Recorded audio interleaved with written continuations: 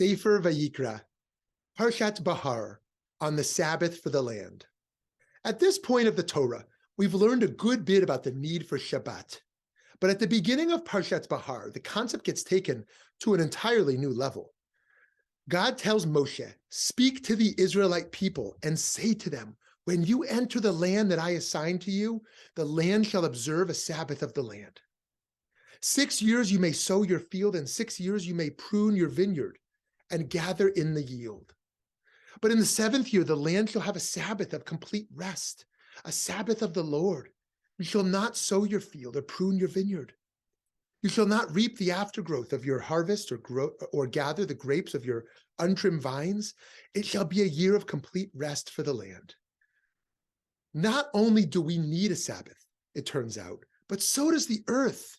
Rav Levi Yitzchak of Berdichev, the Kedushat Levi, relayed a teaching from the Kabbalist Rabbi Isaac Luria, that before the Shabbat for the people was commanded in the Torah, Moshe pleaded with Pharaoh for a Sabbath for the Israelite slaves, and that only later did Shabbat become not just a humane policy, but a Torah commandment, something that brought the people closer to God.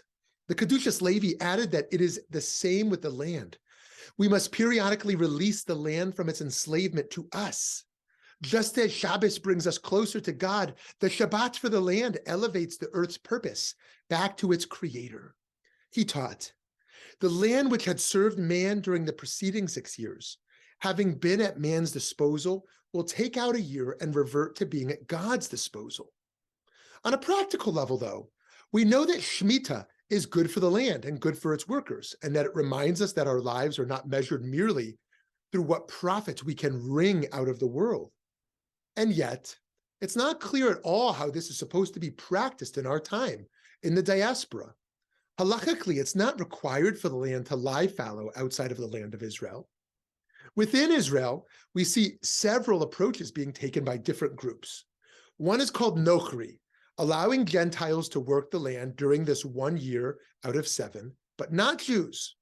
Another option is Heter Mechira, the practice of temporarily selling your land so you don't have to work it, while still being able to keep your parnasa, your livelihood, due to the sale. An additional way around the financial challenge of Shemitah is Otzar Beit Din, selling your land to a rabbinic court, much like how Hillel, for Tikkun HaOlam, allowed the transfer of debts to a rabbinic court during the Shemitah year. Another practice is growing produce above ground in this time, thus allowing the land to rest. And perhaps the least loophole-based strategy of all is to purchase produce from outside of the land of Israel, like from Egypt. That would be called in the marketplace Mitzrayim. In all of these approaches, we see that various costs and benefits are weighed in the observance of the Shabbat for the land. Owners want to be able to keep their livelihood, and so do the workers. But we know from the Torah that both the people and the land need time off. And so we're in a fascinating place right now in the development of halakha and practice, in which it's not clear what history will decide is the right way to observe the Shemitah. The question becomes, what value do we want to prioritize? Is the value environmental? Must we truly let the land rest? Is the greater value economic justice, giving workers a way to work? Is it value interfaith collaboration for Jews and Arabs to develop independence? Should we prioritize the rest of the worker, instituting a sabbatical for not only the land, but the people? What a vibrant time it is to live religiously in Israel today, for these laws to come alive again as we wrestle with the various Jewish values that come into play. We should not see the loophole-like options as necessarily subverting the Torah commandments. Instead, we should view them as being in the tradition of Hillel, which shows that what's beautiful about the Talmudic enterprise is that it adapts and modifies from the biblical basis. Our growth and evolution, all while we stay rooted in values, shows that the Jewish tradition is living, adapting to the justice needs of the time. There's no conflict between taking Torah seriously and keeping our finger on the pulse of the needs of the world. And the Zionist dream at its best is about reawakening this values discourse of what we're trying to do collectively. That doesn't mean we have to be unified at this point in time. We can embrace a pluralism of different approaches that different communities take, and perhaps we can trust the Jewish tradition to let the best ones win out. But what about for those of us who don't live in the land of Israel? What do we make of the commandment of Shemitah? For one thing, we have the luxury of not having a literal imperative that comes from the Sabbath of the land. We don't need to consider temporarily giving up our livelihood. This opens up a freedom to consider other ways to embrace the spirit of the law. I believe we should be inspired to generate a national discourse around the value of workers and natural resources. We should have humility inspired within us to see the biblical value of letting go of control and trusting that things will be okay, even if we're not taking every dollar we can out of the earth. Once a person manages to let go, they can be more in touch with who they truly are. DJ Didana, founder of the Sabbatical Project, wrote, Our research suggests that sabbatical takers arrive at these changes by progressing through 3 steps: healing, exploring, and reintegrating. In the process of leaving their professional identities behind, sabbatical takers tend to explore and experiment. The people we interviewed traveled to new places, read and wrote books, proposed to their partners, and tackled physical feats, climbing mountains or thriving during uninterrupted time with their families. We can recognize that all people, like in the Torah, should have a safety net enabling them to take a year off when needed. People not only need medical leave, parental leave, and retirement, but also some version of sabbatical rejuvenation. The Torah, we find, is deeply countercultural. In a world that tells us, like Pharaoh, that the people in the land are there for the economic benefit of the powerful, the Torah tells us that actually our ultimate purpose is a higher one. Friends, now we're going to talk about Parshat Bechukotai, since it's a double Parsha, on the topic of the blessing of rain. Parshat Bechukotai, which means by my laws, begins with God declaring, Im bechukotai telechu, ve'et mitzvotai tishmeru v'yasitem otam, v'natati gishmechem be'itam, v'natzna ha'aretz yevula, ve'etz hasadeh yitain piryo. If you follow my laws and faithfully observe my commandments, I will grant your rains in their season, so that the earth shall yield its produce and the trees of the field their fruit. This verse sets the stakes of the Torah. As understood in its time, if we obey God's commands, we'll receive the blessing of rain, something absolutely critical for the survival of an ancient agricultural society. God goes on to explain, your threshing shall overtake the vintage, and your vintage shall overtake the sowing, and you shall eat your fill of bread and dwell securely in your land. There's almost nothing as important for the Israelites to receive from God as rain. And this notion of rain as a reward is elaborated on in the book of Deuteronomy, in a section quoted in the 2nd paragraph of the Shema.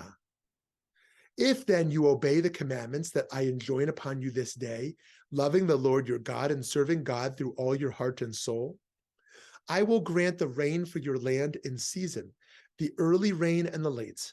You shall gather in your new grain and wine and oil. I will also provide grass in the fields for your cattle, and thus you shall eat your fill. Take care not to be lured away to serve other gods and bow to them.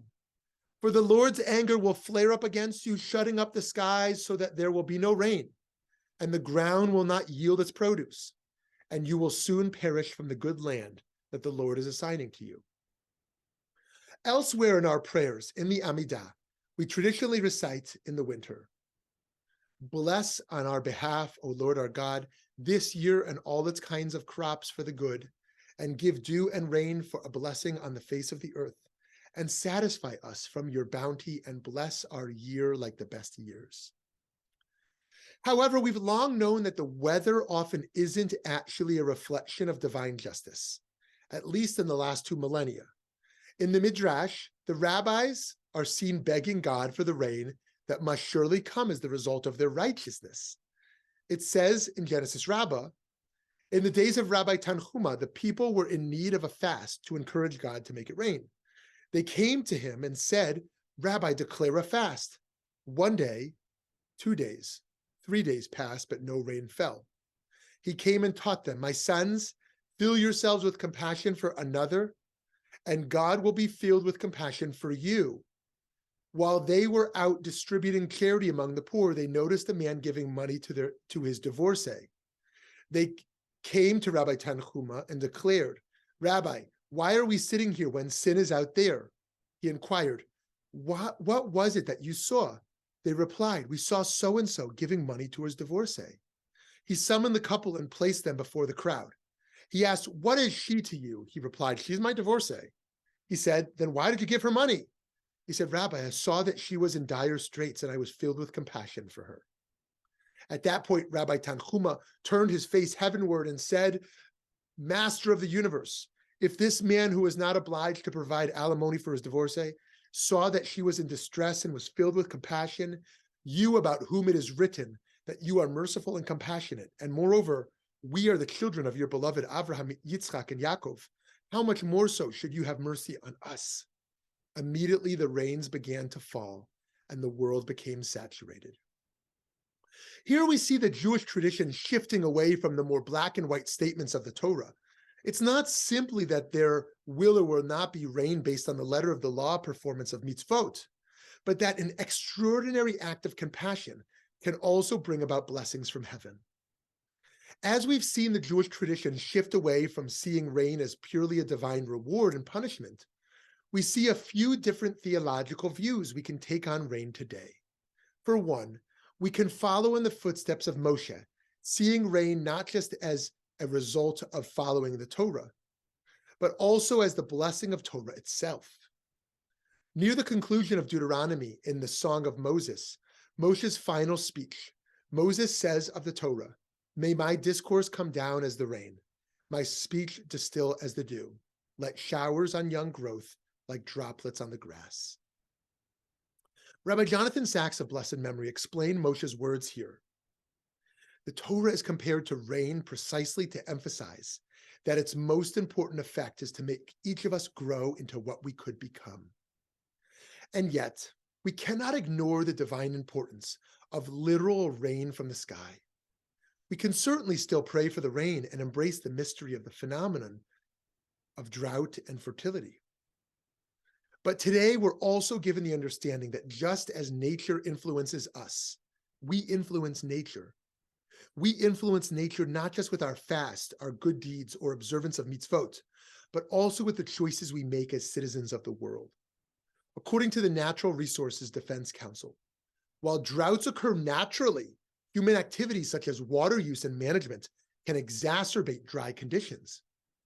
Developing nations are particularly vulnerable to the impacts of climate change, including drought.